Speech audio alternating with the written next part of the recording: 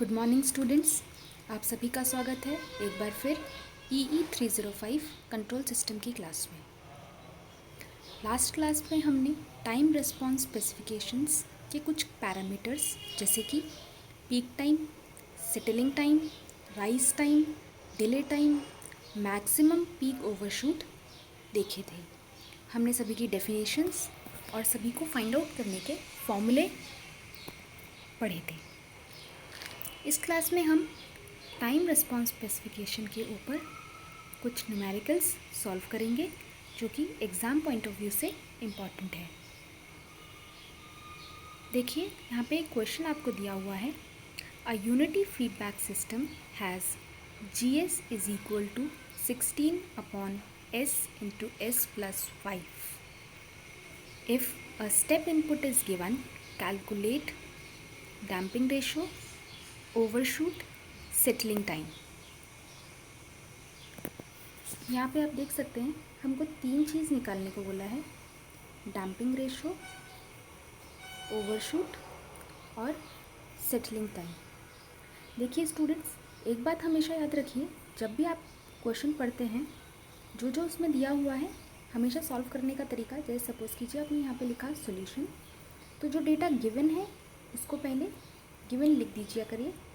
इससे क्या होता है, आपको पता होता है कि आपको क्वेश्चन में क्या दिया हुआ है और फिर हम लिखेंगे जो निकालना है वो भी हम आगे लिख देंगे। ठीक है, इससे क्वेश्चन को सॉल्व करने में काफ़ी हेल्प हमें मिल जाती है। सबसे पहले लिखेंगे given GS is equal to, ये दिया हुआ है, फिर यहाँ पे यूनिटी फीडबैक लिखा हुआ है। ठीक है, तो HS is equal to unity, यहाँ पे ये हम लिख देंगे, ये दो चीज़ हमको दी हुई है तो ये हमने लिख दिया, करेक्ट। इसके बाद हमको क्या फाइंड आउट करना है, इसमें लिखा है कैलकुलेट, तो हम लिख देंगे to find number 1 damping ratio, number 2 overshoot, number 3 settling time. ठीक है, अब आपने ये लिख दिया है। अब यहाँ पे जैसे सेटलिंग टाइम और मैक्सिमम पीक ओवरशूट यूज़ हुआ है, तो जैसे ही आपको ये दिखता है तो आप इनसे रिलेटेड फॉर्मूला लिख दीजिए। जैसे मैक्सिमम पीक ओवरशूट का फॉर्मूला क्या था, e⁻ minus zeta pi upon 1 minus zeta square under the root. इससे तुम्हें क्या पता चला, यदि तुम्हें जीटा पता चल जाए, यदि तुम्हें जीटा पता लग जाए तो तुम इजीली मैक्सिमम पीक ओवरशूट निकाल सकते हो। ऐसे ही TS का जब फॉर्मूला लिखोगे तो तुम्हें ये पता लग जाएगा कि तुम्हें क्या क्या पैरामीटर्स पता होना ज़रूरी है, करेक्ट। तो सबसे पहले निकालेंगे डैम्पिंग रेशो। अब डैम्पिंग रेशो के लिए क्या होता है, ये हमको जैसे S इंटू S प्लस 5 यानी S स्क्वायर वाली टर्म बन रही है, तो हमें पता चल गया ये कौन से ऑर्डर का सिस्टम है, सेकेंड ऑर्डर का। तो सेकेंड ऑर्डर का हम पहले इसको किस में कन्वर्ट करेंगे, जनरल फॉर्मेट में, करेक्ट। जनरल फॉर्मेट अपना क्या होता है, omega n square upon S square plus 2S zeta omega n plus omega n square, correct. ये आपका जनरल फॉर्मूला है किसका, ट्रांसफर फंक्शन का, सेकेंड ऑर्डर के लिए। तो ये आपको क्या दिया हुआ है, सिर्फ यहाँ पे गेन दिया हुआ है और HS दिया हुआ है। तो CS अपॉन RS क्या होगा, GS upon 1 plus GS into HS।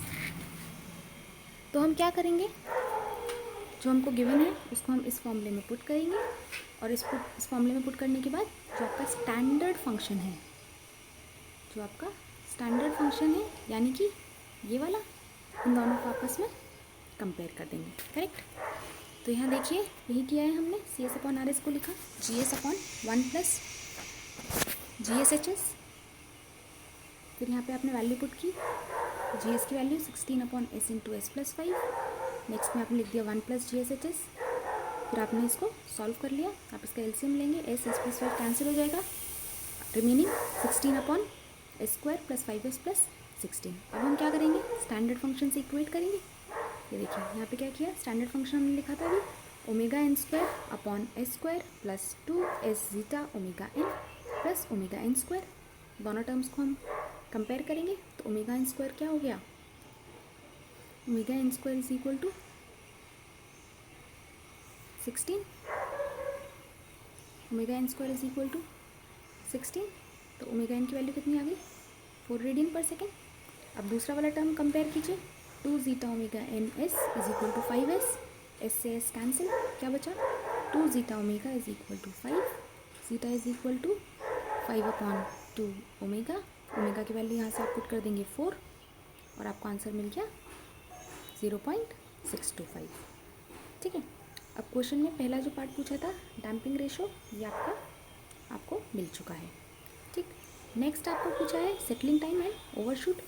Settling time का फॉर्मूला 4/जीटा omega N, simply zeta and omega की वैल्यू पुट की, answer. Next part, last part जो है आपका maximum peak overshoot. Maximum peak overshoot का formula e⁻−ζ pi upon 1 - zeta square under the root. तो आप यहाँ पे क्या करेंगे, जीटा की वैल्यू जो 0.625 आई थी वो आपने निकाला और इंटू 100। आप यहाँ पे याद रखिएगा क्योंकि हमने परसेंटेज में निकाला है तो आप फाइनल आंसर जो लिखेंगे वो परसेंटेज में लिखेंगे। करेक्ट, इसी अप्रोच से आप सारे क्वेश्चन सॉल्व कर लेंगे, बहुत ईजीली आपके सारे क्वेश्चन सॉल्व हो जाएंगे। कैलकुलेशन में ध्यान रखिएगा, माइनस प्लस या फिर किसी भी तरह की कोई गलती नहीं होनी चाहिए।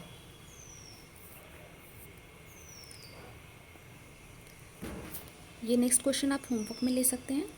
यहाँ पे भी आपको एक यूनिटी फीडबैक दिया हुआ है। यूनिटी फीडबैक का मतलब क्या हुआ, H S is equal to 1, H S दे रखा है, जी एस दे रखा है। फर्स्ट स्टेप क्या करेंगे, ट्रांसफर फंक्शन निकालेंगे। ट्रांसफर फंक्शन का formula G S upon 1 plus G S H S. Correct, इसके बाद आपने क्या बोला, damped frequency of oscillation. Damped frequency omega N क्या था, नेचुरल फ्रीक्वेंसी। आपको याद होगा हमने ओमेगा डी भी एक टर्म पढ़ी थी, वो क्या होगी,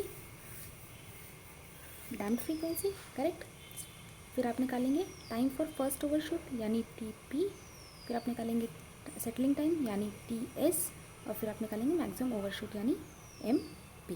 ठीक है, 1 2 3 4 आपको 4 पॉइंट्स निकालने हैं, 1 2 3 4।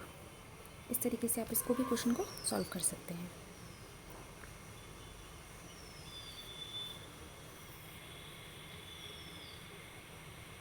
आप यहाँ पे आंसर बाद में चेक कर सकते हैं, आंसर फाइंड आउट करने के बाद।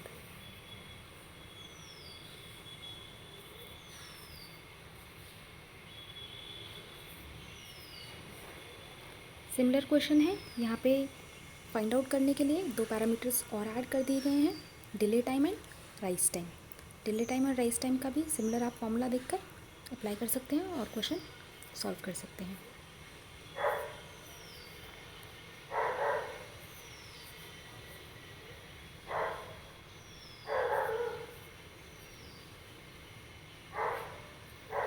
अभी एक डिफरेंट टाइप का क्वेश्चन देखते हैं। ये देखिए, ये एक सेकंड दूसरे पैटर्न का क्वेश्चन है। इस क्वेश्चन में क्या पूछा गया है, the close loop transfer function of certain second order unity feedback control system is. अभी आप देखिए यहाँ पे आपको ऑलरेडी क्या दिया हुआ है, क्लोज लूप ट्रांसफर फंक्शन, यानी आपको अभी तक के क्वेश्चंस में जी एस एच एस दे रखा होता था, उसको आपको कन्वर्ट करना पड़ता था क्लोज लूप ट्रांसफर फंक्शन में।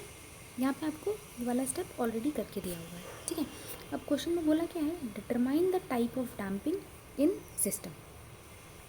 टाइप ऑफ डैम्पिंग आपको याद होगा हमने जीटा की डिफरेंट वैल्यूज़ के लिए अलग अलग नाम दिए थे, over damped, under damped, undamped. Okay, तो हम क्या करेंगे, अल्टीमेटली जब भी आपको पूछा जाए टाइप ऑफ डैम्पिंग, इसका मतलब है क्वेश्चन में पूछा जा रहा है जीटा की वैल्यू क्या है। करेक्ट, जैसे ही आप जीटा की वैल्यू फाइंड आउट करेंगे आप टाइप ऑफ डैम्पिंग पे कमेंट कर सकते हैं। करेक्ट, अगेन सेम चीज़ करनी है, आपके पास ट्रांसफर फंक्शन दिया हुआ है, आप स्टैंडर्ड ट्रांसफर फंक्शन से इस फंक्शन को कंपेयर करेंगे, दोनों को कंपेयर करके आप ओमेगा एन की वैल्यू निकालेंगे और जीटा की वैल्यू निकाल लेंगे। देखिए यहाँ पे क्या किया, ओमेगा एन स्क्वायर को इक्वेट किया 8 से, ओमेगा एन की वैल्यू आ गई 2.82। Again 2 zeta omega N S को 3s से कंपेयर किया, एस एस कैंसिल, जीटा की वैल्यू 3/2 ओमेगा एन, तो यहाँ से जीटा निकल के आ गया 0.53। ठीक है, अब क्योंकि जीटा 1 से कम है, यदि जीटा 0 से 1 के बीच में होता है तो इस तरह के सिस्टम को हम क्या बोलते हैं, अंडर डैम्प्ड। यहाँ देखिए क्वेश्चन में क्या निकल के आया, जीटा लेस देन 1 0.53, यानी सिस्टम कैसा हो गया, अंडर डैम्प्ड। जब भी आपको क्वेश्चन पूछा जाए टाइप ऑफ डैम्पिंग तो आपको सिर्फ ये आंसर निकाल के नहीं छोड़ देना है, आपको उसके बाद यहाँ पे कमेंट करना है कि जीटा यदि लेस देन 1 है और ग्रेटर देन 1 है तो ओवर डैम्प्ड हो जाएगा, जीटा 0 है तो क्या हो जाएगा अनडैम्प्ड, और जीटा इक्वल टू 1 है तो सिस्टम कैसा हो जाएगा क्रिटिकली डैम्प्ड। तो इस तरह के क्वेश्चंस आपसे एग्जाम में पूछे जा सकते हैं। सिमिलर क्वेश्चन है, यहाँ पे भी आपको क्या फाइंड आउट करना है, type of damping find out करना है। यहाँ पे देखिए, यहाँ पे क्या निकल के आता है, ये देखिए जैसे आप उनमें कंपेयर करेंगे, ओमेगा एन की वैल्यू निकाली आपने, जीटा की वैल्यू निकाली। अब यहाँ पे जीटा की वैल्यू 1.41, यानी जीटा कैसा आया है आपका ग्रेटर देन 1। तो जीटा जब ग्रेटर देन 1 होता है तो सिस्टम कैसा होता है ओवर डैम्प्ड सिस्टम। क्लियर। इसी तरीके से आपको सभी क्वेश्चंस सॉल्व करने हैं। एक एग्जाम्पल और यहाँ पे दिया हुआ है आपको, CS upon RS is equal to 2/s² + 2s + 1। यहाँ पे भी आप सॉल्व करके कंपेयर करके निकालेंगे। तो अब यहाँ पे देखिए, यहाँ पे जीटा कितना निकल के आया, यहाँ पे आपका सिस्टम जीटा निकल के आया 1, आपका जीटा 1 आया। तो जीटा जब 1 होता है तो सिस्टम कैसा होता है क्रिटिकली डैम्प्ड सिस्टम। करेक्ट। यहाँ पे क्वेश्चन में देखिए एक डिफरेंट टाइप का क्वेश्चन है, अभी तक आप जितने देख रहे थे उससे।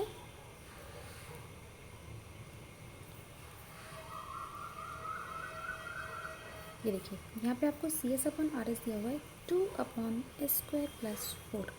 अब यहाँ देखिए, यहाँ पे क्या होगा, आप इसको कंपेयर करेंगे किससे, omega n² upon s² + 2s zeta omega n plus omega n²। ठीक है। तो ओमेगा n² को जब इससे कंपेयर किया तो omega n² is equal to 4। तो ओमेगा n की वैल्यू कितनी आ गई 2 रेडियन पर सेकेंड। अब देखिए 2 रेडियन पर सेकेंड आपने निकाल लिया, लेकिन यहाँ पे क्या है आपका 2 जीटा ओमेगा n, एस का जो कोफिशिएंट है, यहाँ पे इसका कोफिशिएंट कुछ नहीं है, मतलब क्या हो गया 0। अब ओमेगा n की वैल्यू कुछ भी हो, 2 कुछ भी हो, जीटा की वैल्यू कितनी हो जाएगी 0। जैसे ही जीटा की वैल्यू 0 हुई तो सिस्टम कैसा हो जाएगा अनडैम्प्ड सिस्टम। करेक्ट। देखिए यहाँ पे हमने ऐसे कुछ इस तरीके से इसको सॉल्व किया है। ओमेगा n तो आपका 2 रेडियन पर सेकेंड आ गया, बट जीटा कैसा हो गया 0। तो सिस्टम कैसा हो गया अनडैम्प्ड सिस्टम। करेक्ट। तो हमने 4 एग्जाम्पल किए। पहले में जीटा लेस देन 1 था तो हमने सिस्टम को क्या बोला